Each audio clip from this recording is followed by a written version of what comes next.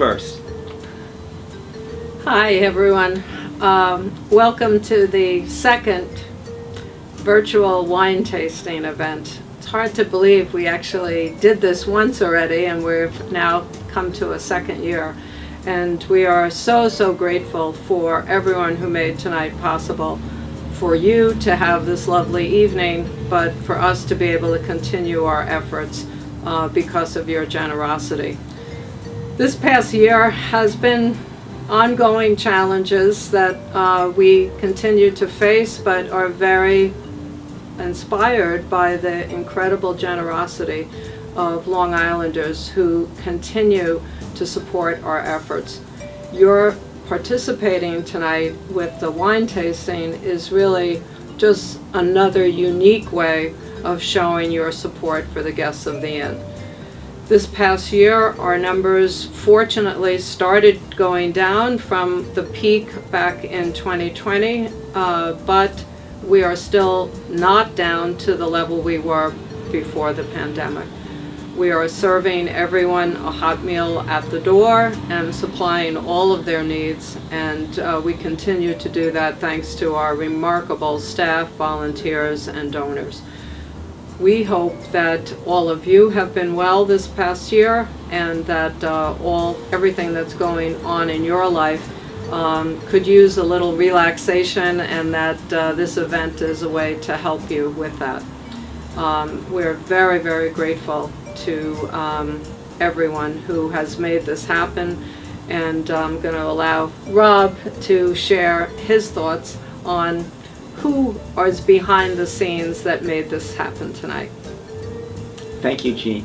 I know you'll all notice our preparation. We have these lovely Valentine's Day decorations here, and Jean and I both decided to wear red in honor of Valentine's Day. This special evening, this wine tasting evening, is the idea of Inn board member Fran Guttleber, and she did a fantastic job in bringing it to fruition to have it become a real event. Thank you to the Rosickis at Sparkling Point Vineyard and all the staff at Sparkling Point Vineyard for making this evening possible. And a big thank you to Dana and Nora from the Inn staff who put this all together, all the details for this evening. So thank you all. And of course, as Jean said, thank you to those who are participating this evening.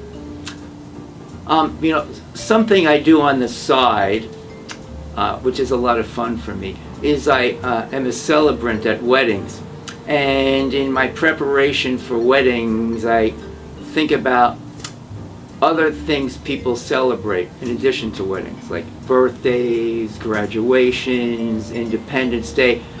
And in that part of my life, I think about what are really important things to celebrate. I think Valentine's Day is way up there because Valentine's Day celebrates love. I mean, what's more powerful and meaningful to all of us than love? So it's really nice that you are celebrating Valentine's Day with the Inn, and hopefully you're enjoying the wine and you have a great evening. But it's really about celebrating the love we have for those we know and those we don't know. And that's kind of the Inn's mission. A mission that I think stretches across all religions. Love your neighbor. And Valentine's Day is a reminder to all of us to do that. So thanks for being with us this evening. And Jean, did you want to close out?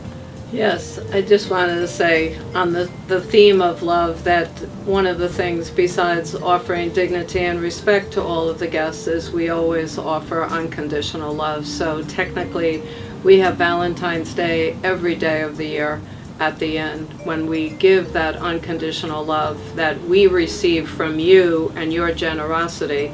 We pass it on your behalf to all of the guests of the inn. So happy Valentine's Day. Please remember to toast yourselves and toast all of the remarkable people who are trying their best to get on with their life and use the services of the inn thanks to your generosity. Good evening, everyone. Good evening. Thank you so much. Thank you, Jean Kelly, Rob Kammerer. I'd like to welcome everybody to the second annual INS virtual wine tasting. I'm so excited. My name is Dana Lopez. I am the Director of Marketing and Communications here at the Inn, but tonight I'm also your wine hostess. So I just want to thank everybody who's come on tonight for being here. If you get extra points, if you are already on at least one Zoom or Teams or whatever virtual meetings you were on today, we thank you so much for being here for this virtual meeting. This one's going to be a little bit different because there's alcohol involved. So we hope that that makes you happy. I am so proud to be here at Sparkling Point Vineyards and Winery in person. We're going to just get ready for that, okay? Everybody get warmed up for some really cool in puns. I'm so happy to be right here in person at Sparkling Point Vineyards and Winery in Southold. It is a beautiful space. I am in the tasting room right now, and you see all of their medals and honors that they've received. We are honored to be here with them, and we are so honored that they have been supporting us now for the last 2 years for this event, and we're able to do it even though we can't necessarily be here in the same room. Thank you, Omicron, but I hope that will change really soon, and maybe next year we'll be able to be actually in person, all of us. But in the meantime, I just want to thank you for being here. If you are here for the first time and you didn't come to last year's event, I'm just going to give you a quick overview of what's going to happen, and then from then I'm going to pass it over to our expert for the evening, because I am not it. We do have an actual wine expert from here at Sparkling Point that's going to take you through the tasting tonight. So before that gets started, I hope that you are comfy in your PJs or your flannels or your slippers, or maybe you got dressed up for the evening, because that's what we do. We get dressed up to go to the living room. I did it for New Year's Eve, right? So however you are, we just thank you for being here. So what we're going to do, we have 4 wines that we're going to taste. You might have 2 bottles in your home. You might have 4 bottles. You can open as many bottles or as few bottles as you can, or as you'd like. And Michael, our wine expert, is going to guide you through each one. And I'll jump in every once in a while because we've got some poll questions and a little bit of interaction. We've got questions in our polls. If we do a poll at the bottom of your screen, you can answer. You can see the poll right on the screen. You'll be able to participate. If you have a question, Michael is going to answer as many questions as time allows. So you can either drop that question in the chat box or in the Q&A box, which is also at the bottom of your screen. Other than that, we hope you have your glasses, and we hope you have your bottles popped by now, or at least one, and that you sit back and relax. So right now, what I'm going to do, just to kick it off and just to see who's out there and if everybody's paying attention, I'm going to start with our first poll before I bring our expert on. So let's do that. Our first poll is a question just to get a feel of what kind of, oh, hold on. I'm going to get a feel of who's out there. So let's do this one. Let's launch this poll right now. Sorry, it's always technical difficulty, right? So events and holidays. Let's see who's out there. When do you prefer to drink sparkling wine? Because that's what we're going to be drinking tonight, or champagne, and we'll talk about that in a minute. We've got New Year's Eve only, any special occasion, anytime is a good time for bubbly, or other. And if you have another answer that's not here, please feel free to share it with us. I'm going to give everybody a couple of seconds to answer the questions. I have a feeling that I know which one is going to win this poll, but we'll see anyway, just for the suspense of it all. So that's about 30 seconds. So we're going to end that right now. And here are the results. By 45% of you said anytime is a good time for bubbly. So like, I kind of knew that, right? Some of you said New Year's Eve only, or 36%, which was the second answer, any special occasion. So Michael's going to teach you that here, anytime is a good time for bubbly. And we're definitely going to learn that tonight. So without further ado, I am going to welcome Michael Falsetta, who is the wine expert here at Sparkling Point Vineyards. And Michael, if you, there he is. Hi, Michael. How are you? Thank you so much for having me. Thank you for having us. I'm so excited right now.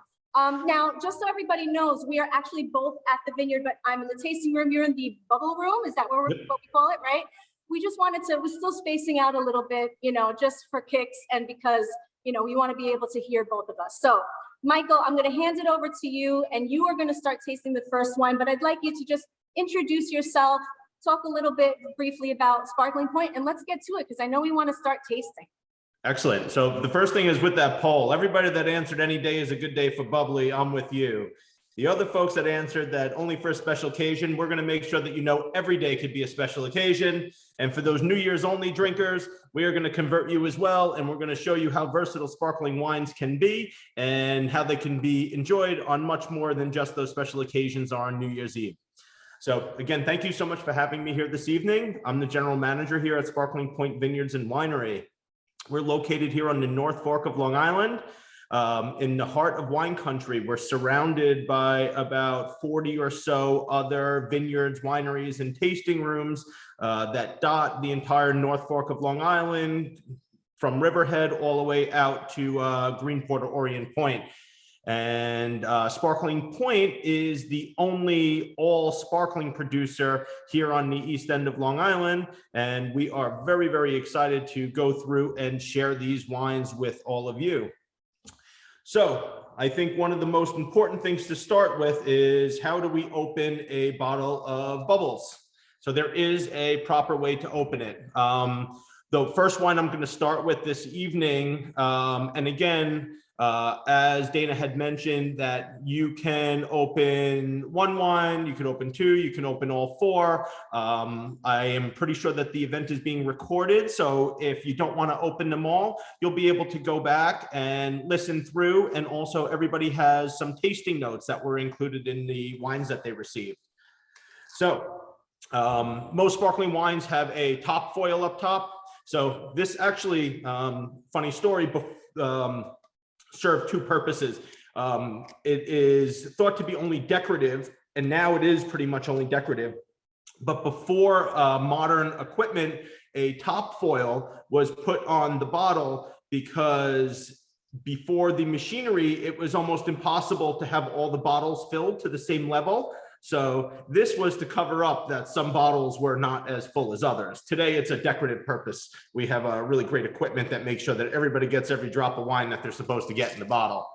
So when we remove the top foil from a bottle of wine, we're going to expose the cork, the wire hood, and the wire hood, it is what is holding that cork into place. So what I like to do is with my thumb on top of the cork, I like to unwind the wire hood. And then we are going to hold the bottle with the wire hood unwound, and we're actually going to turn the bottle, not the cork. You hold the cork in place and turn the bottle. And the idea here is to let the air or the carbon dioxide whisper or seep out of the bottle instead of getting that big popping noise that is often very synonymous with champagne and sparkling wines, but is actually not really good for the wine. That actually damages some of the bottles. So we can open this bottle of wine, and I'll try to do this close. So I don't know if, I hope everybody heard that, but we have an open bottle of wine without the big pop. So glasses. Glasses are a preferential thing as well. I often like to taste wines, all wines, out of white wine glasses because I like a bigger opening on the glass because what that allows me to do is put my nose into the glass of wine. So we're going to pour some wine. And we're going to start with our non-vintage Brut Natur. So I'm going to tell you all about this wine. So this is a wine that is actually very near and dear to my heart. It is a style of wine that I had experienced on some of my travels through some sparkling houses in South America, in California, and in Spain. And this was a movement in the sparkling wine world to make wines that had no sugar. So this wine actually has no residual sugar to it. So when you have wine, calories in wine come from two things. They come from alcohol and they come from sugar. So this, in essence, if you want to call it diet wine, we can call it diet wine. There's no residual sugar in this. So the only calorie content in this wine is actually going to come from the alcohol because there is no residual sugar to this wine. So you'll notice that the wine on the tasting notes mentions, it says NV. NV stands for non-vintage wine. So what that means is that there's wine from more than one harvest year inside of this bottle. So our winemaking team will hold back a series of wines from multiple years to create a blend later on.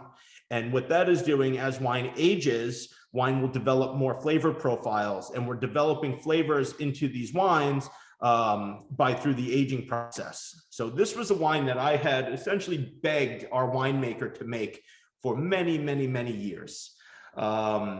And to my surprise, a few years back, probably about 4 or 5 years ago, I was strolling through our cellar and I saw a tank with a tag on it, and it said Brut Zero. So Brut Zero is another term for this Brut Nature, or no residual sugar sparkling wine. Of course, when I went down there and I said, hey, you finally made that wine I've been asking you to make forever. He said, oh, what are you talking about? I made this wine and it was my idea. So needless to say, I was happy enough to have this wine, and I'm very, very happy. It's one of my favorite wines in our entire portfolio today. So this is a blend of the 3 classic champagne varieties. This wine is a blend of Chardonnay, Pinot Noir, and Pinot Meunier. So again, back to wine tasting for a second. My favorite thing to do, first thing I like to do, is after I pour my wine, I like to smell the wine. So that is really going to be something that we want to experience first of all. When I smell this wine, there's a little bit of notes of citrusy characteristics and some floral notes and different things like that. And then I'm going to go through and I'm going to taste the wine.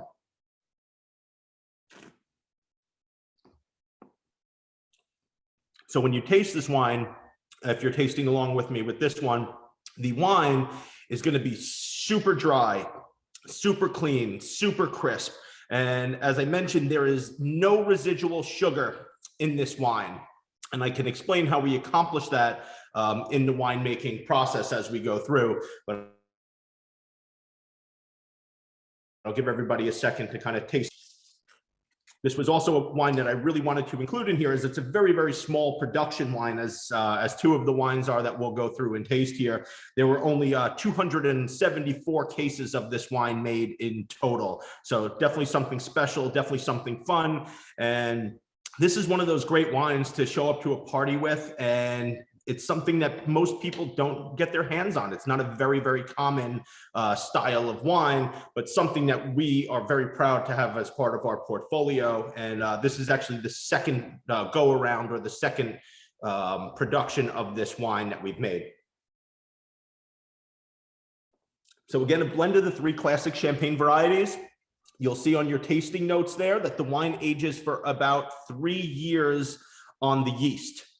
I'll give you a little bit of an explanation as to what that means. So we're going to go through Champagne 101, or Method Champenoise 101, which is the method in how all of the wines at Sparkling Point are made, which is actually the exact same method that they use in Champagne. The biggest difference is that wines that are called Champagne can only be made within the Champagne region of France. So with that, we're doing all of those same methods here, but we're doing it in North Fork, so we call them sparkling wines. So we start in our vineyards. We're farming about 40 acres of vines here at Sparkling Point. When it comes time for harvest, we hand pick all of our grapes. We bring them to what is called the crush pad, and we weigh the grapes and then fill our press and then pump the juice from the press into big steel tanks. We then ferment the juice that's in those big steel tanks to turn that grape juice into wine.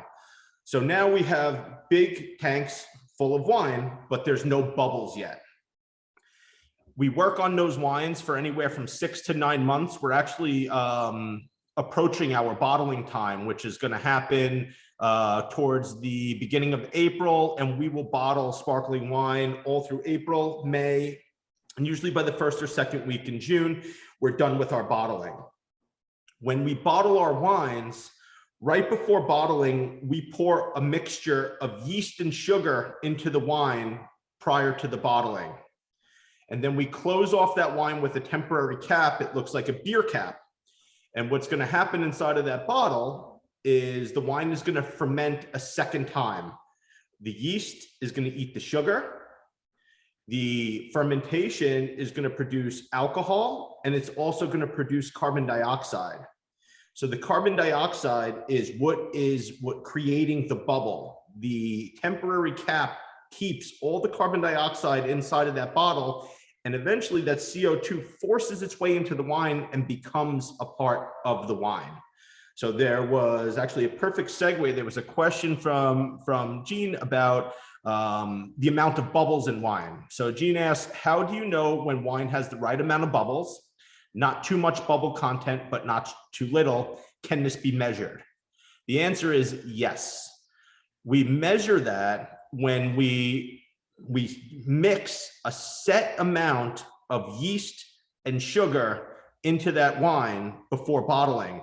So the winemaking team makes what's called a yeast starter. They take that yeast starter and they'll bring it into the lab. They'll review it under a microscope, and they'll actually do yeast cell counts. And that is how they know that when they put in a set amount of yeast and a set amount of sugar, they're essentially controlling that secondary fermentation. Our wines, when we go through that secondary fermentation, there's also a machine that we can actually test the pressure. So you can make wines in different amounts of pressure.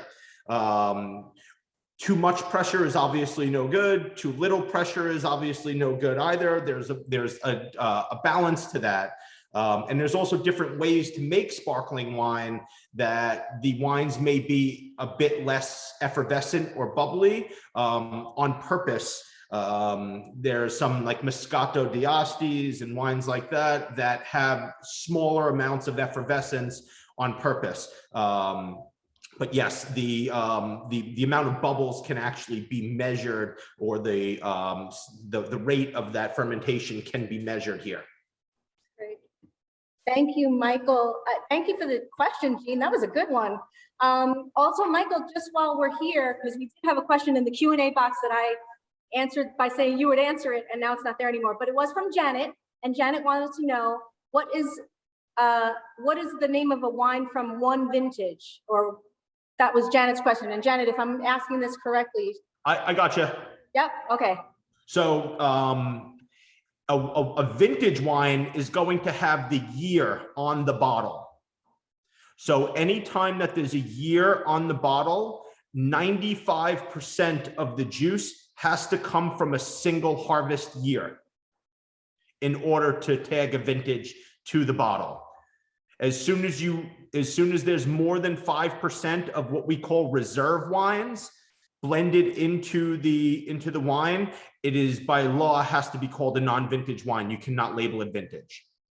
There you go, Janet. I hope we answered your question. Of course, Michael is the expert, and he's got it all up here, because he doesn't have any notes. He has a glass and some bottles, and that's all he needs. So Michael, that's awesome. And just by the way, I have to say that while we're speaking about bubbles and everything, I know that it was the best way to responsibly open the bottle. I just love the pop. I really do. Just sort of, I mean, I don't want to take anybody's eye out, but I'm going to try it your way. I promise.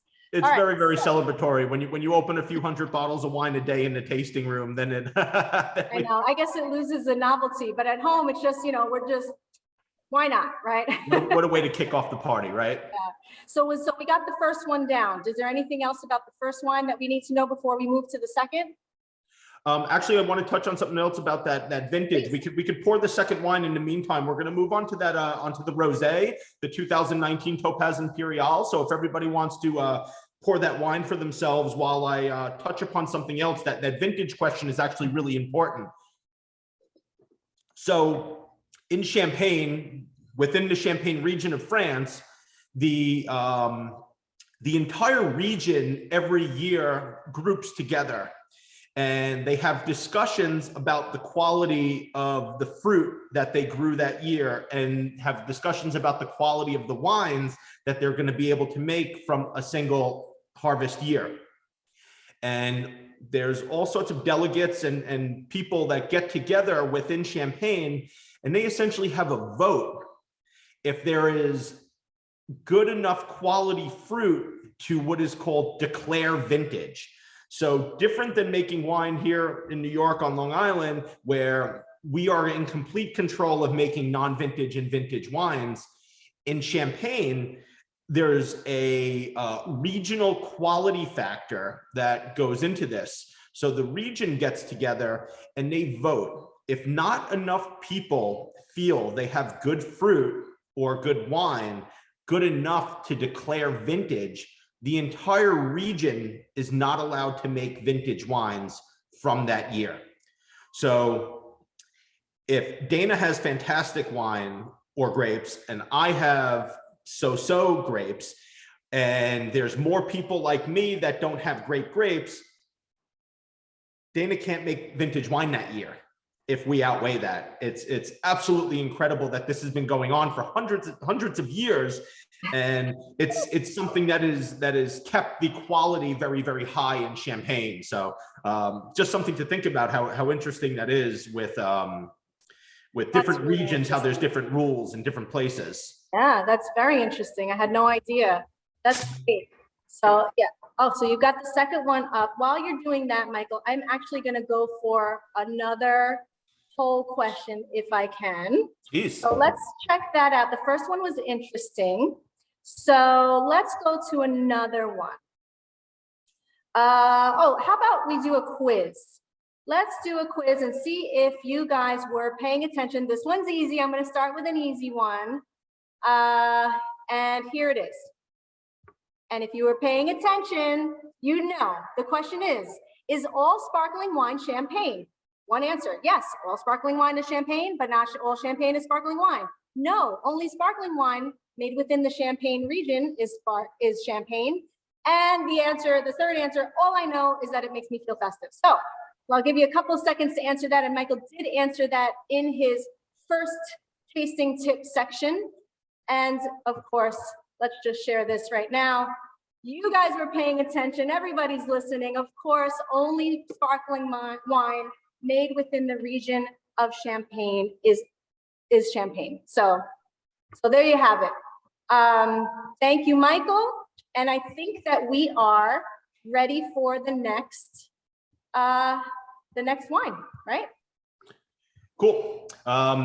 2019 Topaz Imperial. So this is considered a Brut Rosé style wine. So Brut is a classification of residual sugar in sparkling wine. So we started with what was a Brut Zero or a no dosage sparkling wine. And now we're going to move into a more classic style Brut.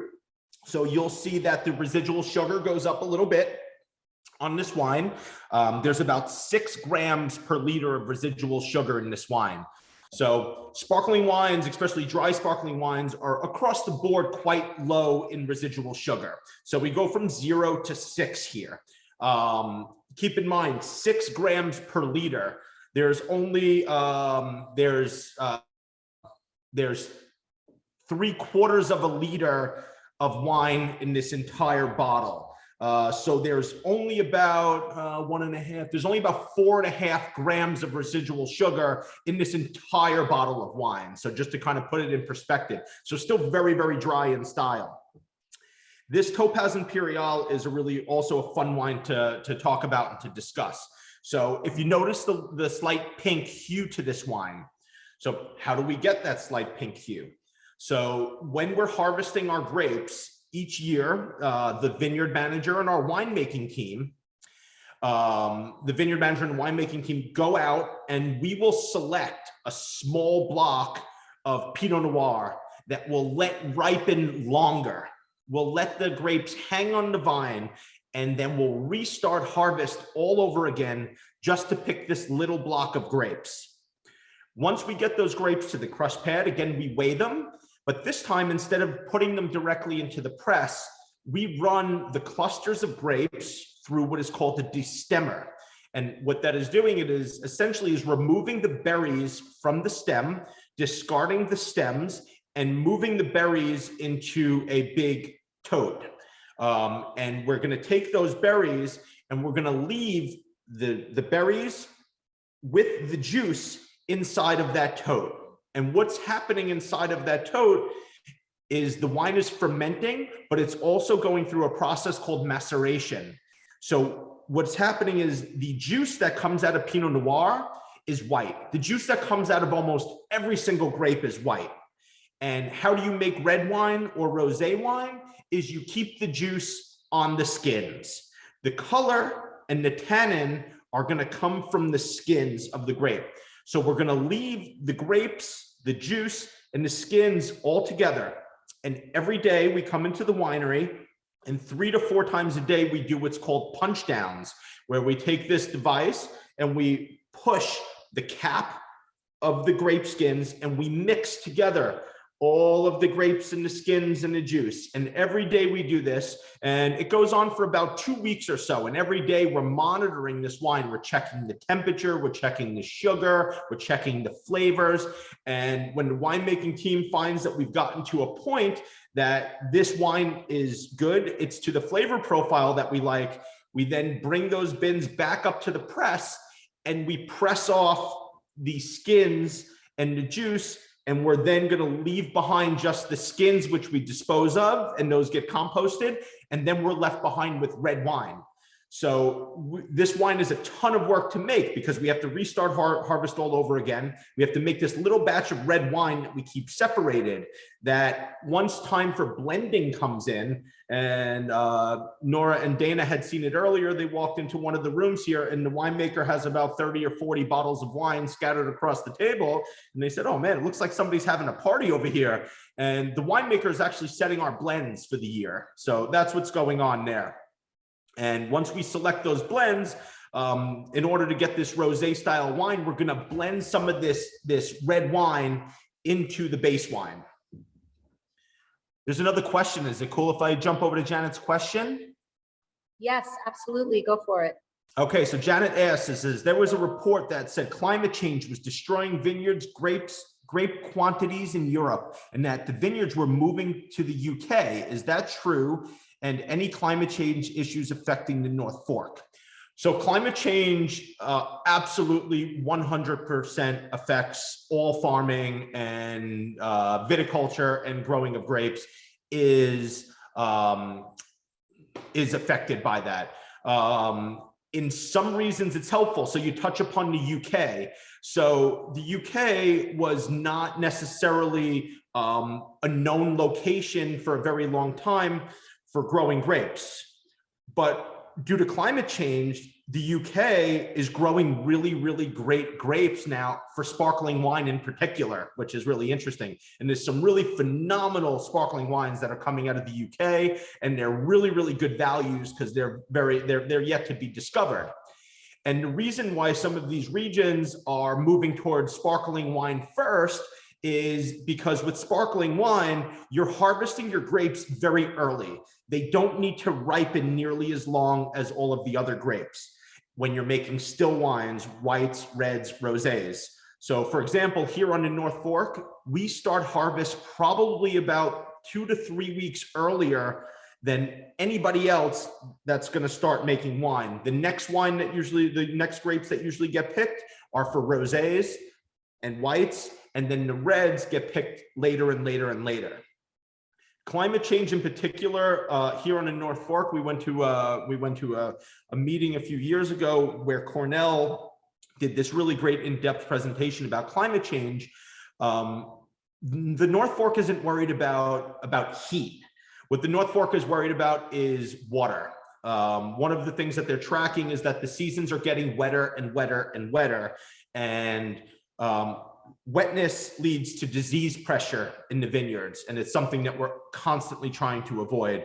So when we get these cool and dry and then warm summers and good wind and good breeze and low humidity, those are all friends to making wine. But climate change is definitely something that everybody is paying attention to. And if you do a little bit of research about Champagne, Champagne is getting ahead of this.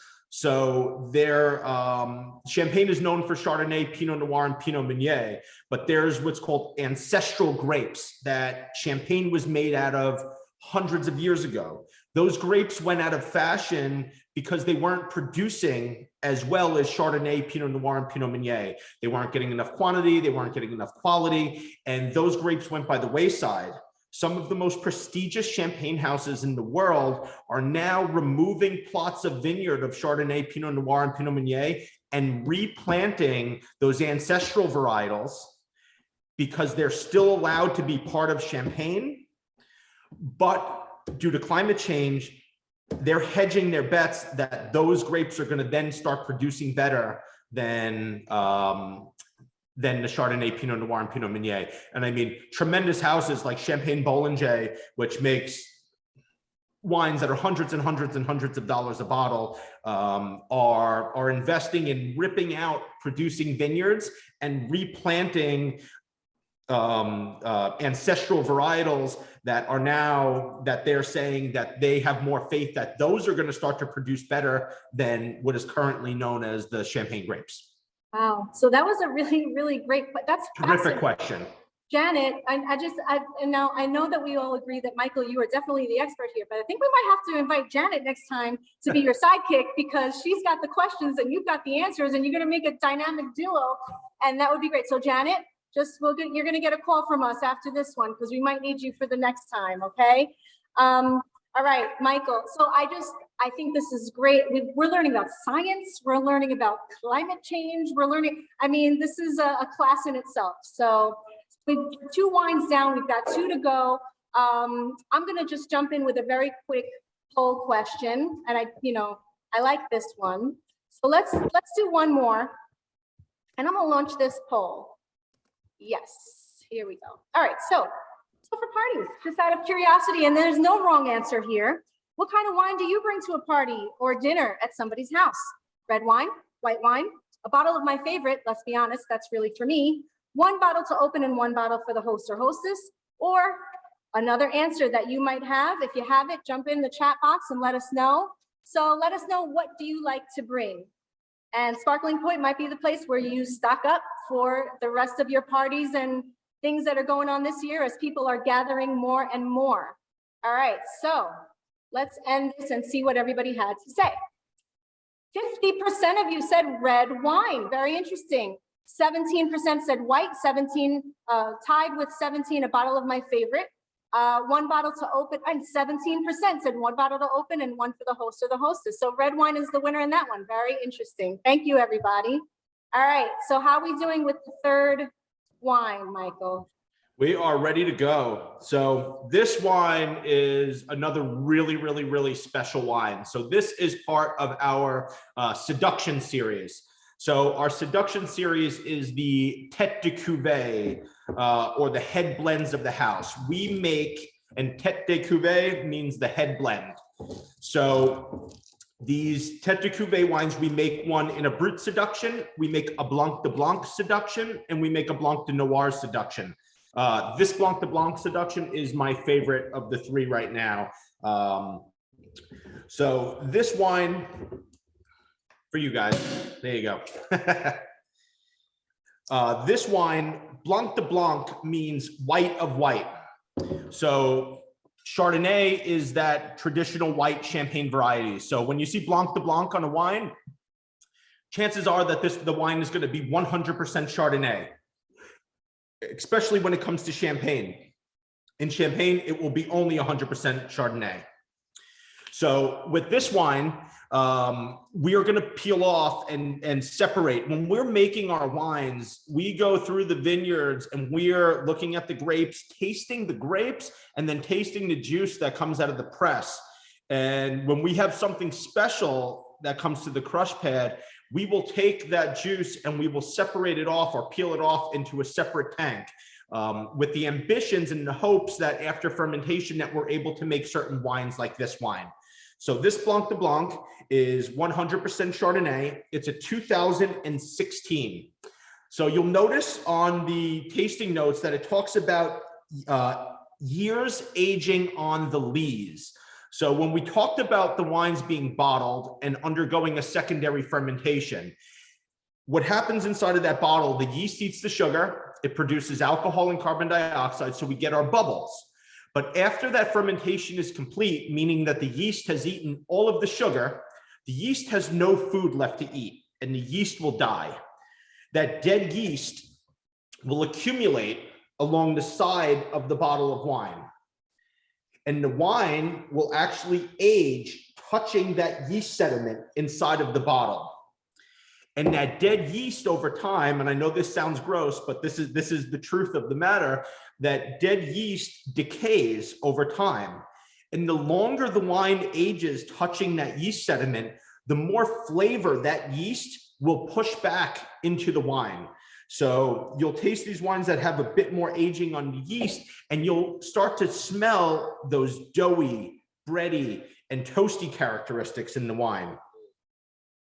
What's also special about this wine is at the very end of fermentation, we'll take a few hundred gallons of wine and we transport it into French oak barrels.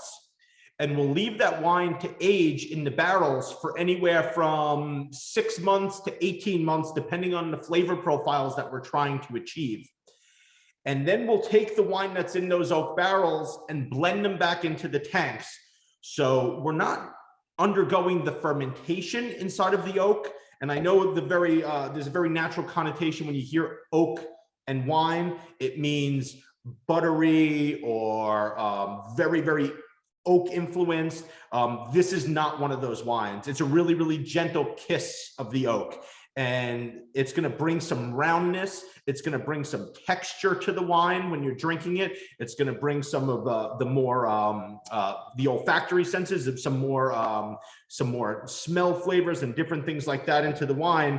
And it really, really does something beautifully in the wine. And this wine actually, a few years ago, had won a very big award at the Champagne and Sparkling Wine World Championships, which is the largest competition of champagnes and sparkling wines. It's held in the UK, and they taste through thousands of wines from the biggest producers to the smallest producers. And this won a really, really big award that we're super proud of. And it's also received 90+ point scores from Wine Enthusiast and from Robert Parker as well.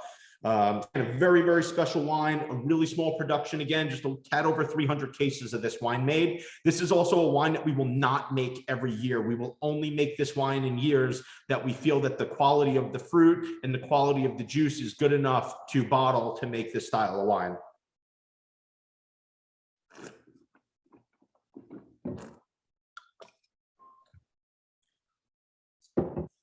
Another question.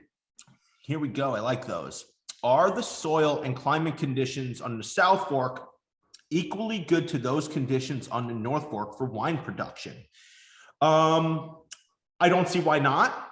The reason that you will not see nearly as many vineyards on the south side as you will on the North Fork is not a wine related question or a wine related answer due to the price of the real estate. It's too valuable to farm. So Oh, that's a good answer. And that is wine related. I think that the Hamptons is like one of the top 3 or top 4 most expensive places to buy farmland in the entire world. Well, there you have it. And Jean, thank you so much for your great questions. I think, I don't know, we might have to have a trio here with Jean and Michael and Janet. I don't know, I think it's great. Hopefully we'll all be in person and we can ask those questions again the next time. So thank you, Jean, and everybody who's listening. Michael, I'm gonna jump in with a quiz this time because I wanna just, let's work the brain a little bit. I was trying to get the quizzes in early before we finish all of the tasting, but this makes it fun. So let's do that. I'm going to ask one of our quiz questions. Let's see, I've got one here. This one came straight from Michael. So Janet and Jean, just hang on. All right, here we go. Wine quiz. What is the process called for moving the yeast into the neck of the bottle and removing it? It is either blending and dosage, riddling and disgorging, transversage and assemblage, or as they say in France, transversage and assemblage, de-yeasting and reduction, or who knows, I'm on glass number 4. So let's get your answers in and see which is the correct answer. I'm going to give you a couple more seconds to get your answers in. You've got 1, 2, 3, 4, 5 options. All right, I'm going to end it and see which one. And Michael's going to give us the answer, but let's see what you guys had to say. We had 13% say riddling and disgorging, 25% say transversage and assemblage, 38% saying de-yeasting and reduction, and 25% are on glass 4 and just really doesn't really matter. And I'm with you guys, although I'm not on glass 4. So, Michael, what is the correct answer? Okay, the correct answer is riddling and disgorging. So whoever got that answer right, get your information to Nora. We will send you a couple tasting cards for getting that answer right. Yes. So riddling. So riddling is the process. So remember the wines, when they're done, when they're aging on that yeast sediment, they're sitting on their sides. Riddling is a process where we actually take every bottle, we transfer them from one cage to a different cage. So we have these cages for storage where the wines are all sitting on their sides that hold about 500 bottles. And by hand, we take the bottles from one cage and move them into another cage. The reason that we don't keep them all in those riddling cages is because the cost of the riddling cage is probably about 10 to 15 times the amount of the storage cage. So the riddling cage can get loaded into a machine that's called a gyro pallet. And over the course of about a week, that gyro pallet will take that whole cube with over 500 bottles in it, and it will shake them a little bit. And over that week on a computer program, it's going to slowly tilt them upside down. What that's going to do is that's going to gather all of that yeast sediment into the neck of the bottle. So this has always been a hand process, whether it's been by hand transferring the wines, or actually the wines were originally hand riddled, and it was done in the walls in the caves of France, and they would mark the bottom of the bottle with some chalk. And over time, it was somebody's job to go in every day and to turn these bottles and tilt them up, turn the bottles and tilt them up. And they were actually, those people were called riddlers. And they still do this in some houses in Champaign. And if you ever go out to California in the Napa Valley, Schramsberg is a winery in Napa Valley that has caves that were dug, and they still hand riddle a large portion of their wines. It's actually quite incredible. Oh. So once all those bottles of wine are turned upside down, we now go through the process of disgorging. So keeping the bottle upside down, we will actually, there's a big machine, and it's got a big disc on the top of it. And this disc has about like 150 holes in the top of this disc. And the neck of the bottle goes into, each of the bottle goes into one of those holes. And we can then submerge just the neck of the bottle into a mixture of propylene glycol, which is essentially food grade antifreeze. So it's safe to eat, but we wash it all off. And what that does is it freezes that yeast and a little bit of wine. And then we turn the bottle of wine right side up. And the frozen plug of yeast sits at the top with a little bit of wine. And then there's some empty space. And then there's all the clear wine with no more yeast sediment floating in it. And there's a machine that will pop the temporary top off. And there's so much pressure inside of the bottle. Prior to disgorging, there's about 90 pounds of pressure inside a bottle of wine like this. There's about 30 pounds of pressure in a car tire, just to kind of put it into perspective. And champagne glass has to be really, really thick and really, really heavy to withstand that pressure. And when we open that bottle of wine, it shoots out the yeast, and now we have an open bottle of wine again. So we go back to our Brut Zero. With the Brut Zero, when we have that open bottle of wine again, because we've lost some wine and we want to change the flavor profile a little bit. Think of it as a chef putting a sauce or like some salt or something on their meal to complete it. It's like the winemaker putting their fingerprint on a bottle of wine. They make the dosage. With this wine, we make the dosage from more dry wine. With our other wines, we make the dosage from a mixture of wine and sugar. Because after that secondary fermentation, every single one of these wines have no sugar left. But we want to rebalance them at the end. So that's when we add wine and sugar together at the end to bring in some new flavor profiles and some new structure into the wine. So it's that's called dosage. So we have riddling, disgorging, and dosing with the dosage. Very interesting. That is so cool. And just, you know, it is called disgorging, which I knew. And just for those of you who chose de-yeasting, that was a term that I personally coined and made up. So, but it sounded pretty legitimate. I have to say, de-yeasting sounds more, you know, accurate than disgorging, but it's called disgorging. So thank you, Michael, for the answers to that. And thank you for your questions and for participating in the polls. We are not done, but we have one more wine left to taste, right, Michael? Yep. And if you have any other questions, feel free to drop them in, or if you'd like to put your bid in to be one of the wine experts for next year, we have a list. So, you know, but I think we know who's on the top. So, all right. So let's do the fourth one. How about that? You want to do it? Excellent. All right. So we're going to move on to another non-vintage wine. So this is also a really fun wine called Cuvée Carnaval Blanc. So our vintners or our owners here, Cynthia and Tom Rosicki, they have a love for Brazil and they're dying for all the COVID stuff to kind of come to an end so they can start traveling to their favorite place again. So Carnaval, the Carnaval series of wine, which we make in a white, which we're going to taste tonight, we make in a rosé, and we actually make in a red too. If you notice on this bottle, different than the other ones, this wine reads Method Tradicional. Method Tradicional means that we're still doing that double fermentation. We're still doing that method. But if you look at the blend that's in this wine, there's Merlot in this wine. So Merlot is not a traditional champagne variety. So we have a very, very French winemaker that is a stickler for tradition.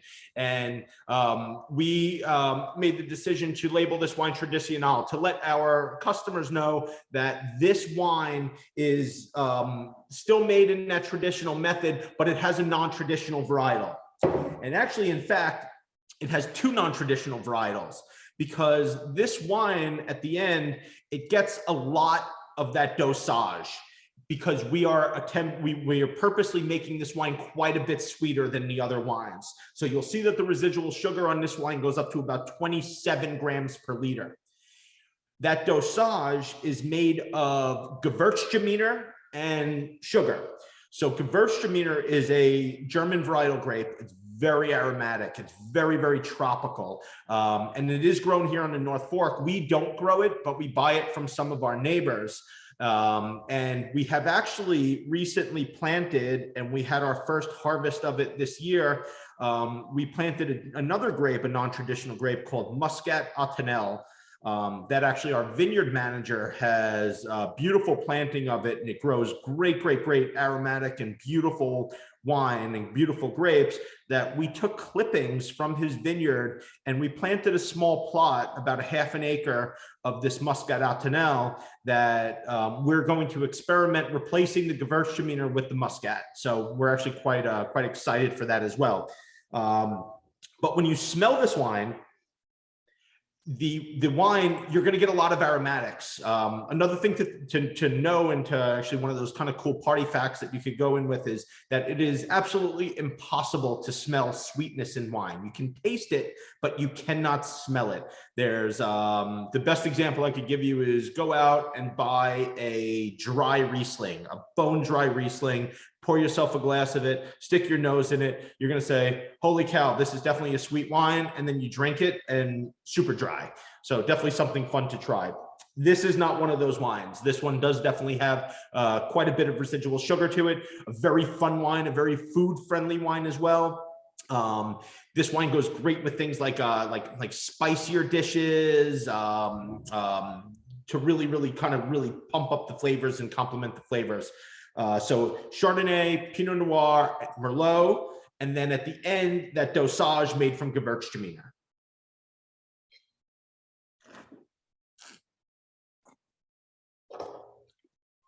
And you'll definitely taste the sweetness difference on this wine as opposed to the other ones, where the other ones are really quite dry in style. So it's a really nice transition through the wines. And that will conclude our wine tasting portion. If there's other questions, please pop in. I'm happy to answer them. Oh, well, we've got a comment from Diana who says, this has been so informative. Love the sparkling wines. That's directed to you, Michael. And, you know, they really are, it really is a special place here at Sparkling Point. So, but if anybody else has any questions, please feel free to drop them in. If there are questions that we are not able to answer, because we are going to wrap it up in a couple of minutes. Michael has gone through 4 wines and given us more information. I'm just happy that there's no quiz at this point that has something to do with what you said, because I don't know if everybody would be able to keep up, but you are obviously an expert and very good at what you do. And also you can tell, Michael, that you truly enjoy it. So, you know, I just want to thank you for that, for your expertise, for your guidance. I think I invite everybody to join Michael, because you are open here, right, during the day. Just tell everybody what your hours are. We're back open. We're open 7 days a week. Reservations are available right on our website. We have I'm here a lot of days. If you ever come to visit, feel free to ask for me. We also do, our team is very educated as well on our wines and the winemaking process. We do make lots of other wines as well. And I really encourage everybody to come out, and especially as the weather starts to get a little bit nicer. We have a beautiful back terrace that overlooks a whole bunch of acreage of the beautifully manicured vineyards. It really, the wine does taste better looking when you're sitting outside in the vineyards. Oh my goodness. And we got here before the sun went down, and that sun, I mean, the sun starts setting. It's gorgeous out there. So please, absolutely, if you are nearby. And of course, speaking of education, as you educated everybody today, Rob in the chat says, thank you, Michael, from one teacher to another. So that's pretty awesome. What I'm gonna do before we go, I have one more quiz question. So let's do a last quiz and see how everybody had, let's see how this one goes. All right, so we've got a quiz about just wine consumption in general. So let's take a look. How much wine is consumed throughout the world each year? Let's choose one. First answer, 966 gazillion liters per year, 87 million liters per year, 24.7 billion liters per year, or not nearly enough since 2020. And we know where that's going. I'm sure that the wine consumption has gone up a little bit since the pandemic started with people at home. We all know that. So let's give everybody a couple of seconds to answer and see who gets it right. I'm going to answer this one. Let's see. I gave everybody about 35 seconds, and that is it. So let's share the results. 29% of you said 87 million liters a year. 57% said 24.7 billion, and 14%, my people, said not nearly enough since 2020. The answer is the 57%, 24.7 billion liters. That's a lot of wine in 1 year. And that's just, you know, I mean, it's throughout the world, but still it seems like kind of a lot. Did you have an idea of what that was, Michael? I didn't know that exact answer, but I knew it was a lot. I have a fellow vintner out here that I was sitting with the other night, and his daughter works in a very big production facility in Lodi in California. And their winery, this one winery, has, I think, 5 or 6 tanks alone. They're 1 million+ gallon tanks, that just those 5 tanks alone can hold all of the wine that's made on Long Island. Wow, that's amazing. That's great. As you start to think about the rest of the world, how much wine is made. Yeah, absolutely. So that's really interesting. I don't know about everybody at all of you at home, but I have learned so much, Michael.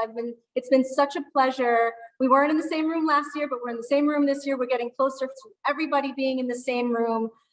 Let's hope for that. And through the magic of television, whoa, look at this, I'm gonna make a toast. So let's make a toast, Michael, to you, to Sparkling Point, to everybody that joined us tonight, supporting the Inn. Of course, all of the proceeds from tonight go towards Inn programs that serve hungry and homeless Long Islanders, because that's what we do. And we can do it in a fun and wonderful and interesting way like this. We've raised money tonight, and it will definitely help the guests, as you heard Gene Kelly earlier, saying that our numbers have increased since the pandemic. Our guests are in need, and we would not be able to serve them properly were it not for everybody that supports us. So I'm going to make a toast to you, to our Inn supporters. Thank you for all of your support today and always and tomorrow. Thank you, Michael, and everybody here at Sparkling Point. Thank you, Nora, who's behind the scenes, who does not want to be on camera, and that's okay. Toast to you, Jean and Rob. Thank you so much. And everybody have a wonderful night. Cheers. Salud. Thank you, everybody. Get home safe. I hope you don't run into traffic.